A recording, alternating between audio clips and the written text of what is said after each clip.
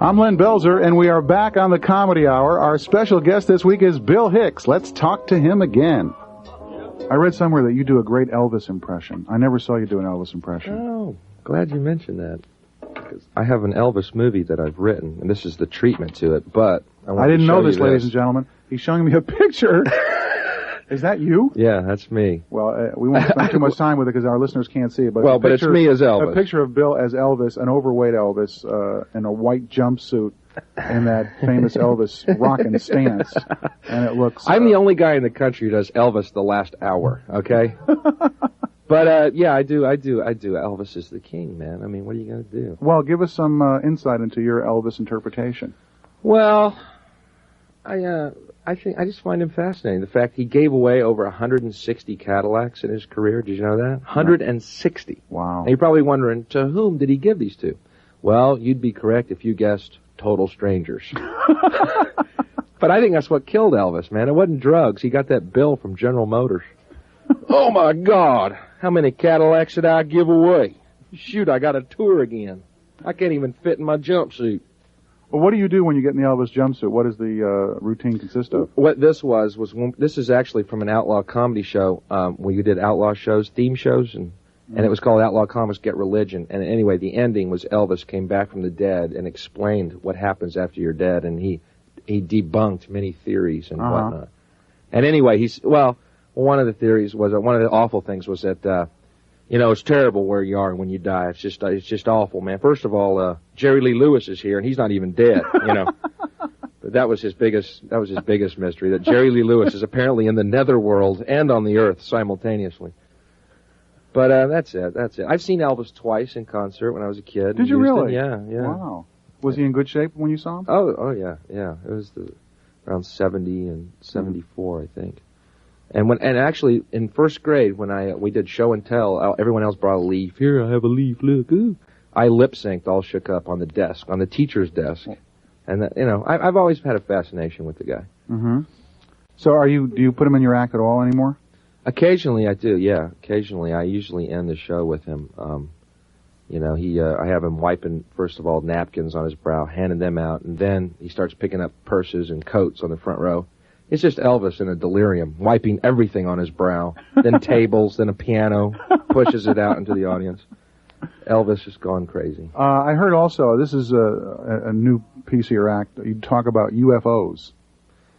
Yeah, well, that's a true story about I played this town in Alabama called Fikes, Alabama, which is outside of Huntsville. Mm-hmm. And they had UFO sightings there last year. It made the paper, and everyone there in Fikes saw it. And anyway, I was down there, and because I got a real good agent. I think my agent is one of these Greyhound bus dispatchers who's on strike, and he has all their old schedules out on his desk. But anyway, I asked people what it was like, and they said, oh, it was incredible. People came from miles around to look at it. A lot of them came armed. And it just so disheartened me. You know what I mean? Bringing shotguns to UFO sightings, it just, brings whole new meaning to the phrase, you ain't from around here, are you, boy? Yep, they're little green people. We call them boogers.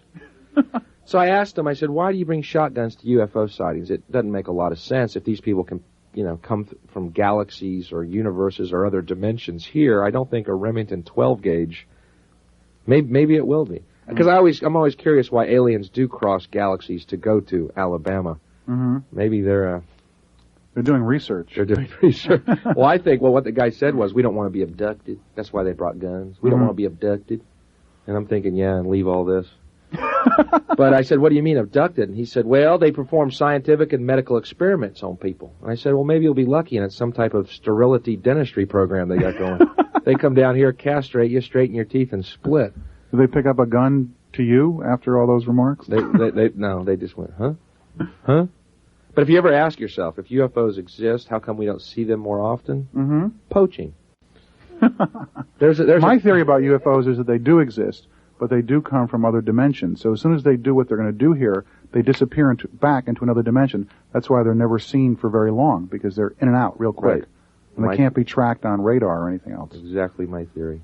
And, when they visit me, at least that's what they tell me. They say, Len, we only got a few minutes, and that Stephen Wright... You don't have a radar, do you? No, we just want that Stephen Wright album and that Bill Hicks album. And we're gonna then we're going right back into the other dimension.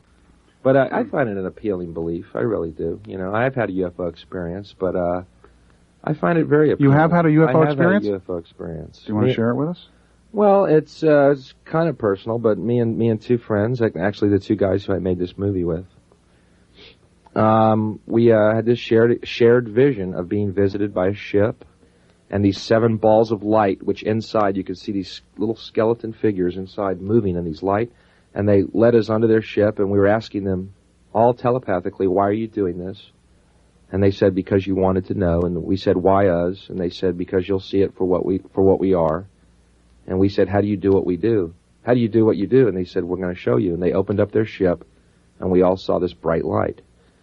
Anyway, this was a vision. We were not together when this happened. We got together later, and we had forgotten about it. And my friend said, but you get the impression we're meeting lots of new friends tonight? And all 3 of us, that memory dawned. Wow. It's kind of a neat experience. 3 people had the same vision in separate circumstances, apart from one another. At the same time. At the same time. Right. And you were all, were you intoxicated? No. Okay. That's wild. Yeah. I mean, you mean sleeping or sitting, or how did it occur to you? Well, one of my friends is a photographer, and he was taking pictures of the stars with time lapse so he could get their rotation. Uh-huh. And I was meditating by a lake, and the other guy was doing Tai Chi at the time. Wow. And I tell you something, even if there are UFOs or not UFOs, it does say something about the power of the mind. Mm-hmm. Or, at the very least, it did augur a great change in my life, because it wasn't 2 months later that I quit drinking and doing drugs. Hmm. And augured just